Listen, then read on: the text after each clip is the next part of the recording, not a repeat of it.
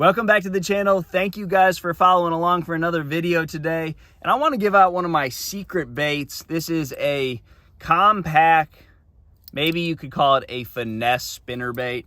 And it's one of those baits that just imitates shad that are that big when no other bait really can, that you can throw on full size bass tackle. So what I mean by that is if you have a chatterbait that you can throw on 20-pound line, a big rod, put it around stumps, laydowns, whatever it may be, heavy cover, you can't really make that imitate a shad that is smaller than 2 inches.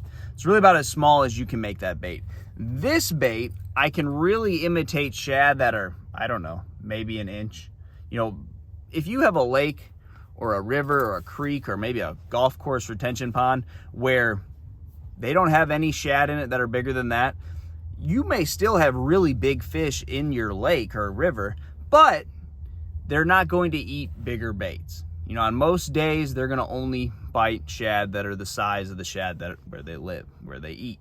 So for that reason, this spinnerbait is very important. So I'm going to give you 3 different scenarios where a little spinnerbait, and this is a very compact, small spinnerbait, but just stuck that hook in my finger. A lot of the weight is along the shank of the hook. So for that reason, this is a 1/2 ounce spinnerbait. So I have no problem throwing this on heavy gear. So 3 places where this spinnerbait is really important for me. Now, I grew up in Florida. We have big bluegill everywhere. I've lived here on Gunnersville for 10 years. A lot of big bait fish on this lake. Big swim baits tend to dominate a lot of parts of the year. But this smaller spinnerbait is really good anytime you're fishing in a backwater pond. Maybe it's a golf course retention pond. Maybe it's that pond that's in your neighborhood. Creeks, really strong if you get way back into creeks, or lakes that are just tough.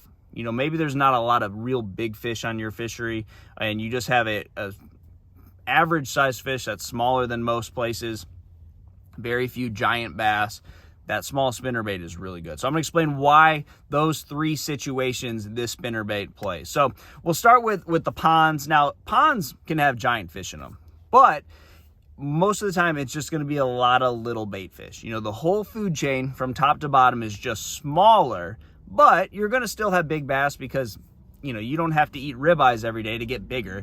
You could just eat a bunch of cans of tuna fish. And that's what's going on with the bigger bass that live in these ponds. They've just got really good at eating a lot of those bait fish. But what will tend to happen if you try to throw something bigger, the fish are just not going to eat it. And it's a lot harder to imitate those little shad with any other bait than a spinnerbait. You know, if you try to throw a little tiny crankbait around, you're going to be winding those treble hooks into the muck, the pond scum, and you're just going to be having your bait follow up. It's hard to fish a crankbait in mucky bottom lakes. A chatterbait, like I said earlier, you could put a really small trailer on it. Maybe you could throw one of those micro chatterbaits, but that's not a bait that you're going to be able to put on heavier line, you know, full-size bass gear and throw it around heavy cover and be able to get those fish out.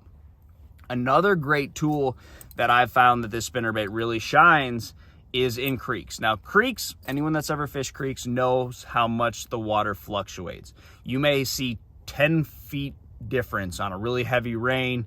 You know, the water can come up, it's going to go back down. So those fish are accustomed to water levels that are moving up and down. So those fish are typically going to stay pretty close to that original creek channel, and then they're just going to kind of back and forth on that hard line, you know, where that definition of that creek channel meets the bank. Most of those fish aren't going to venture too far from there, and they're just going to go up and down with the water levels. This spinnerbait is perfect for getting it in the correct water column and then keeping it exactly where it needs to be. You know, there's not another bait on the market where you can imitate shad that are this big, really be able to fish it correctly in the right water columns. You can't do that with a crankbait. The chatterbait, again, you're going to be imitating forage. That's just not natural to those fish. And then you can still put this bait around laydowns, stumps, logs, and throw it on 20-pound line. Now, the last situation where this spinnerbait is really going to shine is lakes that just are tough.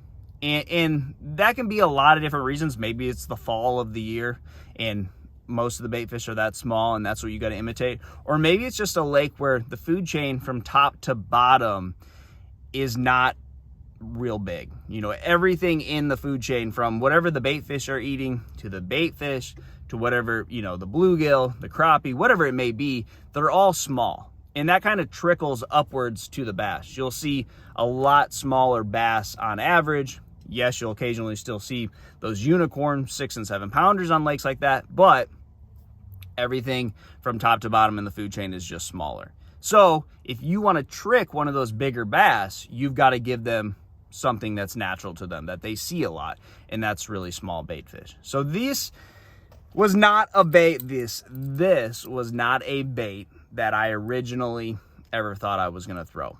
We sold these in a tackle store I worked at, and I never ever thought I would throw a spinnerbait this small. When I think of spinnerbait fishing, I think of this, you know, coming down from Florida, wind this around a big grass bed where I live now, get out on a big hydrilla or eelgrass flat and throw this full-size spinnerbait. And that's going to be the spinner. This is going to be the spinnerbait that I throw when I need a lot of drawing power and I'm trying to appeal to fish that are going to have to swim a little ways to eat it. But when I'm fishing around places that have small bait fish and I need to put this bait in heavy cover, this is the deal. I mean, for sure, this is the deal. So try this. This is a mini me spot sticker, and it is a bad dude weight down the shank of the hook, 1/2 ounce. Throw this on my normal spinnerbait rod, put it on 20-pound test, and it's going to be a killer in ponds, backwater areas, creeks, and then lakes that just don't have real big forage. You're going to see this play, catch more fish. It's going to be that 9 out of 10 times where you throw a chatterbait, this is going to be that one time where a spinnerbait will outfish that. So get you a mini me spot sticker. It is a killer bait, and it's going to catch them for you. So good luck to you guys, and I'll see you on the water.